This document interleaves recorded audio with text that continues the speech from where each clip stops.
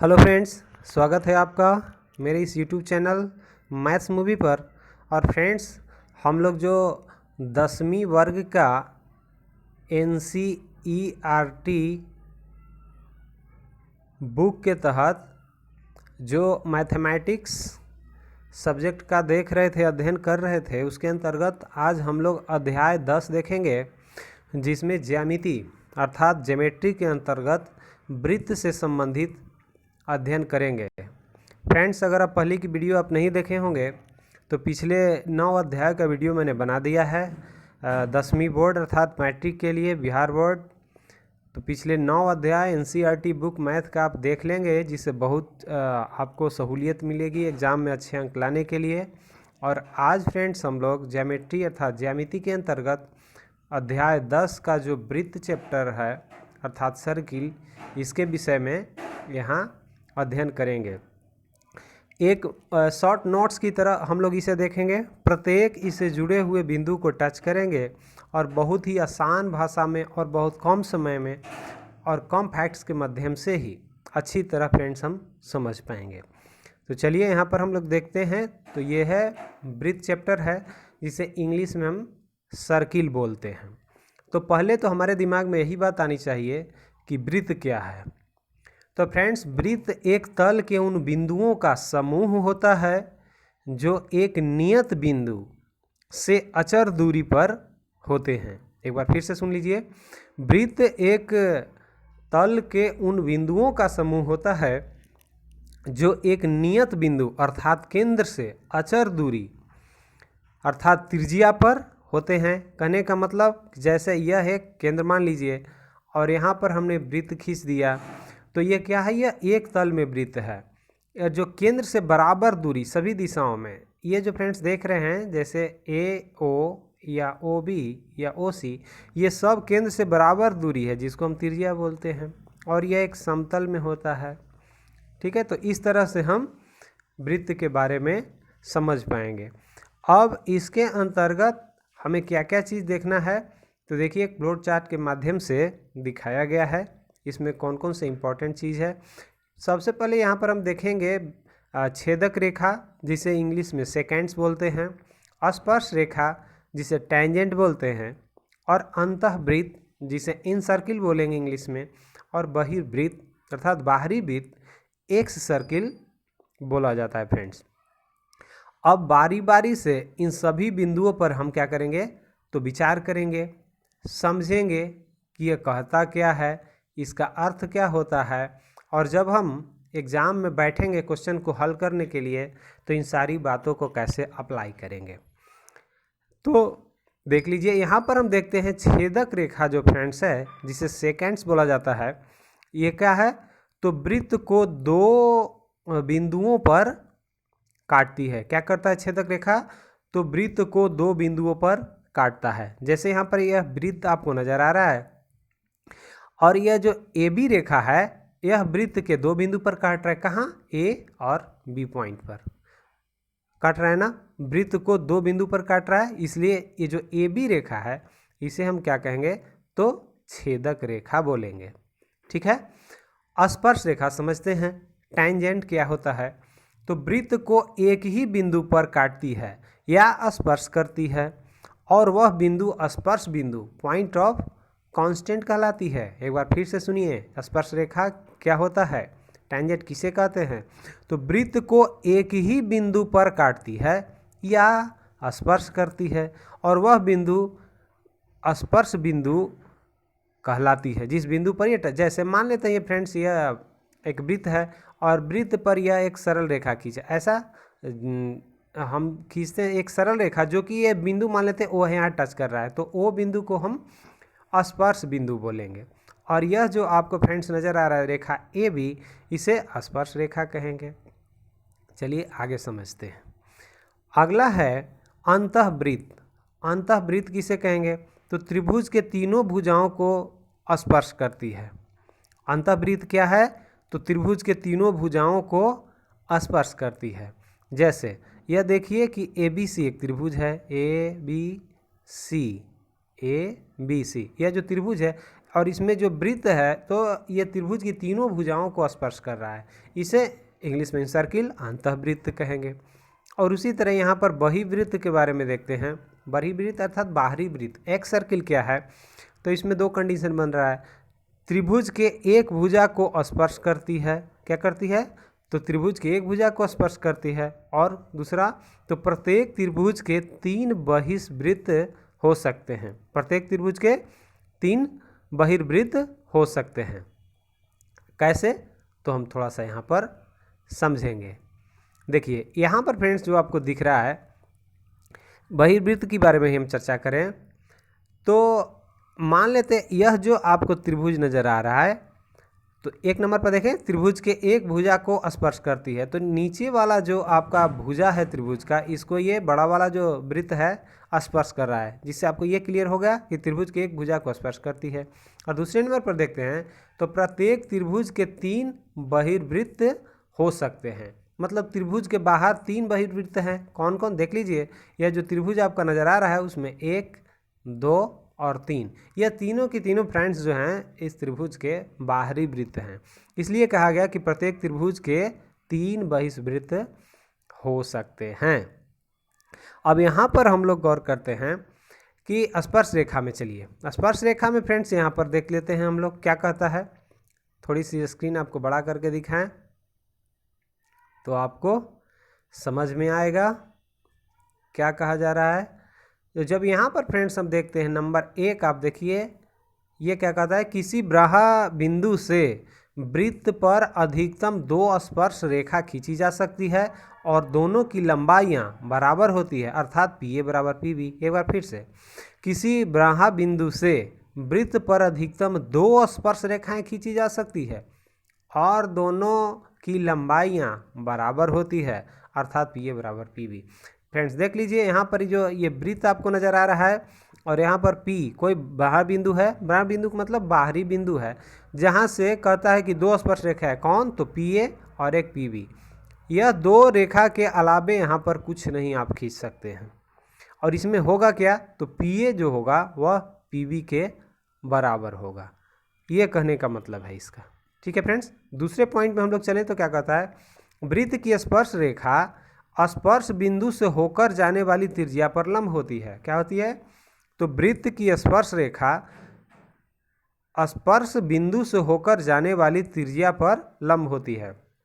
जैसे देख लीजिए यहाँ पर ये जो वृत्त नज़र आ रहा है, वृत्त, और यहाँ पर ये स्पर्श रेखा, तो स्पर्श रेखा क्या होगा, तो इस जो स्पर्श बिंदु यहाँ है, यहाँ से जो त्रिज्या खींचा गया है इस वृत्त की, तो इस पर ये लंब होगा। कहने का मतलब ये स्पर्श रेखा पर त्रिज्या वाली रेखा लंब होगा और त्रिज्या पर स्पर्श रेखा लंब होगा। तो इस बात को फ्रेंड्स अच्छी तरह से हम समझते हुए आगे बढ़ेंगे। आगे देखते हैं इसमें, तो कहता है तीसरे पॉइंट में कि 2 वृत्त जो एक दूसरे को स्पर्श नहीं करते उन पर 4 उभयनिष्ठ स्पर्श रेखा खींची जा सकती है। फिर से सुन लीजिए, 2 बिंदु जो एक दूसरे को, 2 वृत्त जो एक दूसरे को स्पर्श नहीं करते उन पर 4 उभयनिष्ठ स्पर्श रेखाएं खींची जा सकती है। अब देखिए जैसे यहाँ पर एक वृत्त है और यहाँ पर ये वृत्त है, ये दोनों वृत्त है, तो हम देखते हैं कि दोनों एक दूसरे को स्पर्श नहीं कर पा रहा है। ठीक है, तो जब स्पर्श नहीं कर पाएगा तो वैसी स्थिति में क्या होगा कि इस पर हम 4 उभयनिष्ठ स्पर्श रेखा खींच सकते हैं। कैसे खींच सकते हैं, तो देखिए एक तो ये स्पर्श रेखा हो गया, एक ये स्पर्श रेखा हो गया, उभयनिष्ठ ये स्पर्श रेखा है। कहने का मतलब कि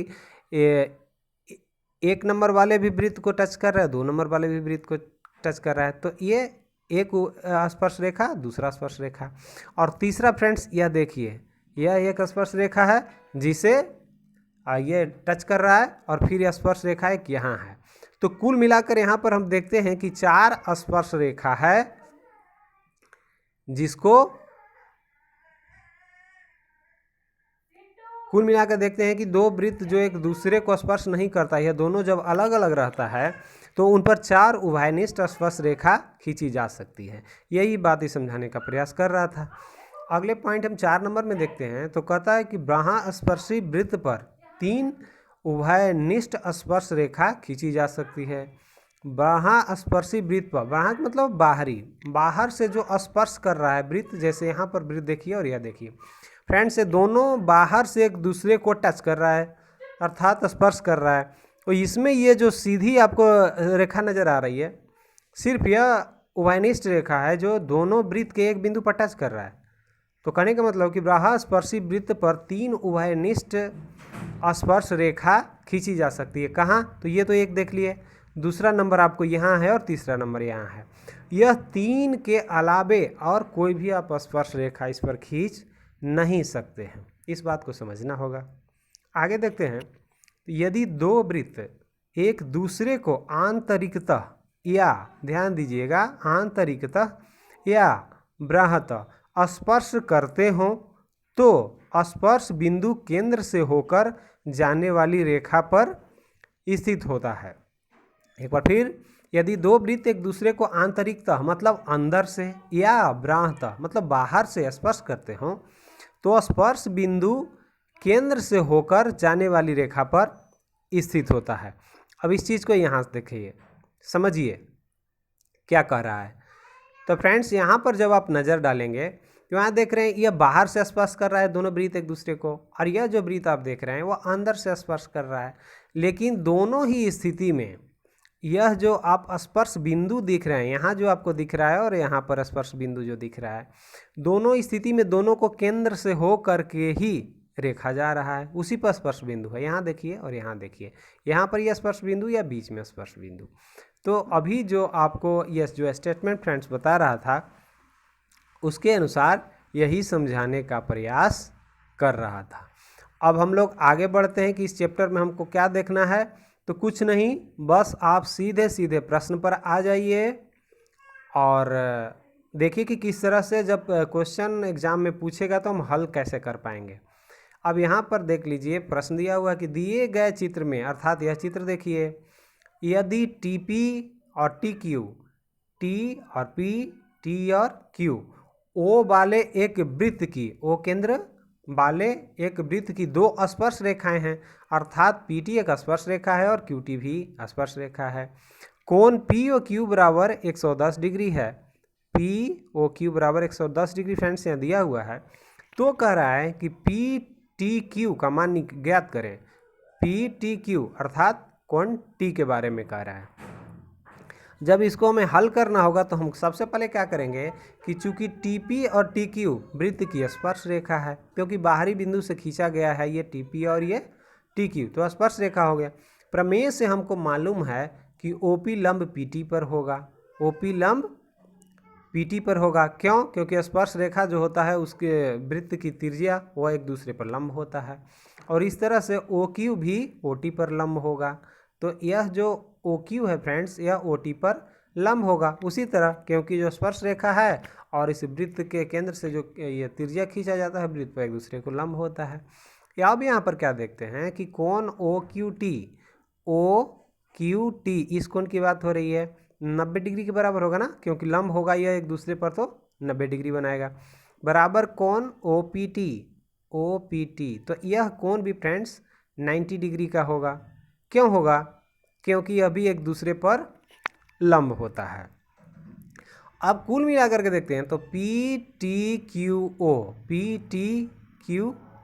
या क्या हो गया, तो यह तो एक चतुर्भुज हो गया, चार भुजों वाली आकृति हो गई ना, तो यह एक चतुर्भुज हो गया। अब आगे इसमें देखते हैं और क्या होगा। तो यहाँ पर फ्रेंड्स देखेंगे, थोड़ी सी आपको नीचे करके मैं दिखाऊं इसको तो आपको स्पष्ट समझ में आएगा। तो यहाँ पर फ्रेंड्स जब हम देखते हैं कि कहता है इसलिए कोण PTQ इस कोण की बात करें तो यह कोण हो गया, और कोण OPT अर्थात इस कोण की बात हो गया, और कोण OQT इस कोण की बात हो गई Q की, और कोण POQ अर्थात इस कोण की बात हो गई। अब यह जो चतुर्भुज के चारों कोण को जोड़ेंगे तो निश्चित रूप से 360 डिग्री के बराबर होता है ना। जिस तरह से एक वृत्त आपको 360 डिग्री का कोण बनाता है केंद्र पर, उसी तरह चतुर्भुज भी 360 डिग्री का कोण बनाता है।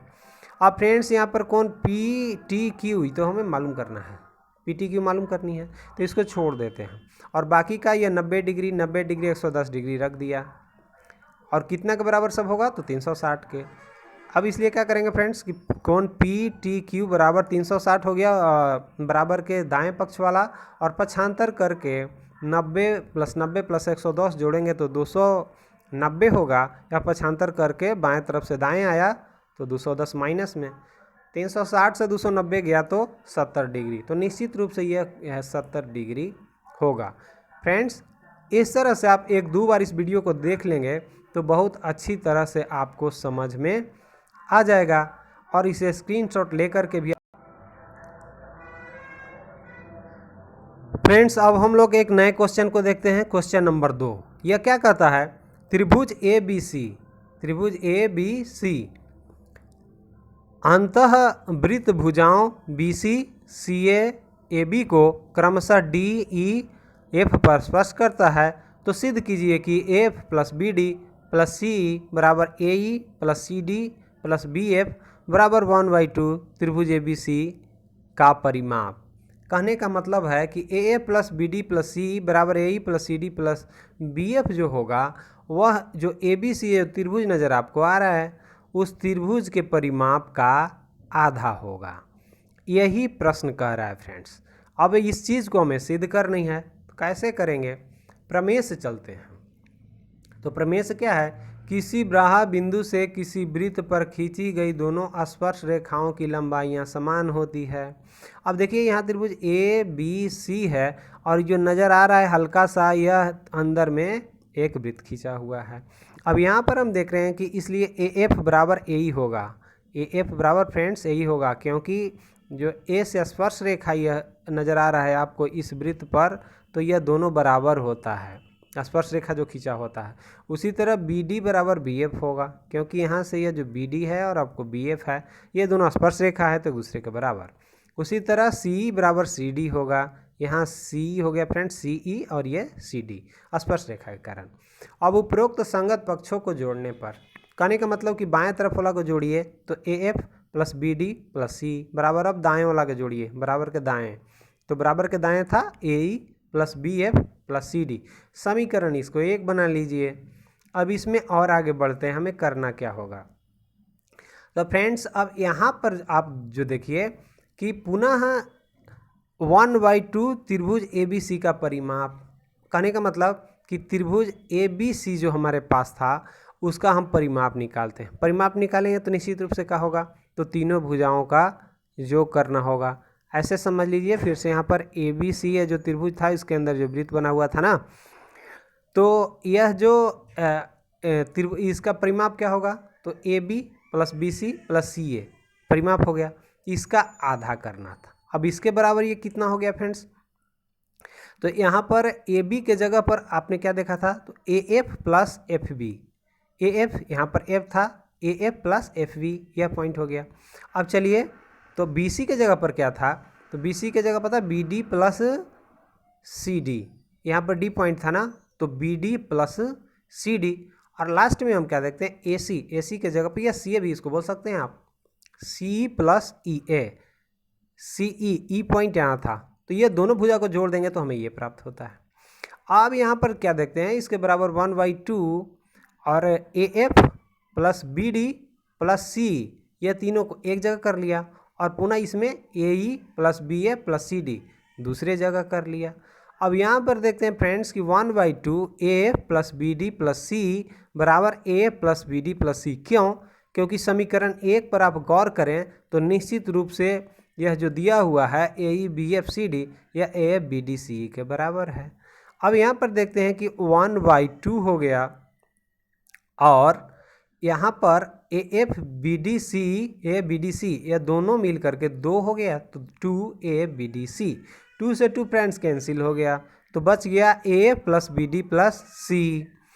अब AE + BD BF + CD इतना बराबर इतना क्यों आया, क्योंकि समीकरण 1 से हम देख सकते हैं इतना निश्चित रूप से हम कर सकते हैं, और यहीं आपका फ्रेंड्स सिद्ध हो जाता है। तो तो इस तरह से आप कोई भी क्वेश्चन दिया हुआ हो तो आराम से इसमें आप सिद्ध कर सकते हैं। ज्योमेट्री नाम सुन करके लोग घबराते हैं, जो कि अच्छी बात नहीं है। चलिए क्वेश्चन से और आपको हम रूबरू कराते हैं और इसको समझाते हैं किस तरह से आप इसको बना पाएंगे।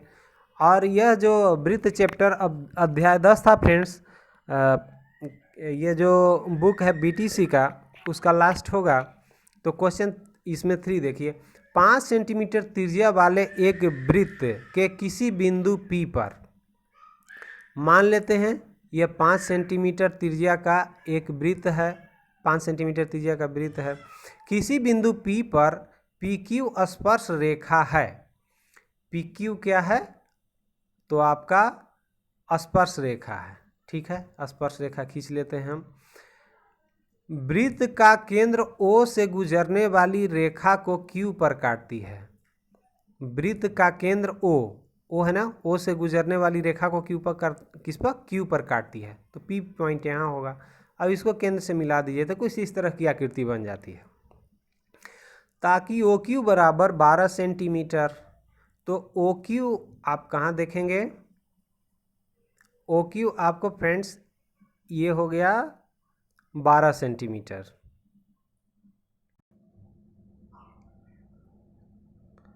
फ्रेंड्स फिर से हम ज़रा एक बार इसको देख लेते हैं।